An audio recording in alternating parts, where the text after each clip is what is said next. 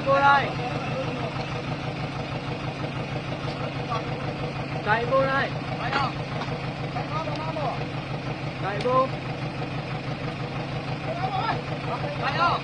chạy vô.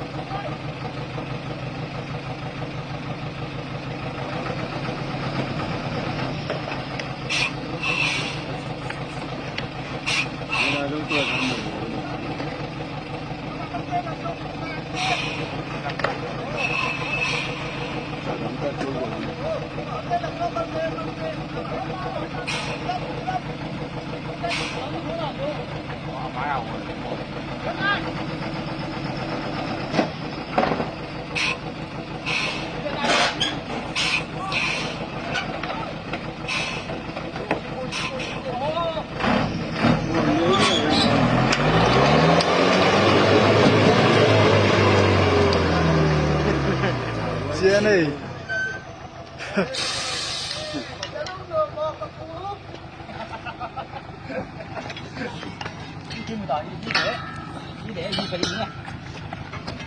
Kia tung lon thình kịch bảy thì mà nghe. Ơi ơi.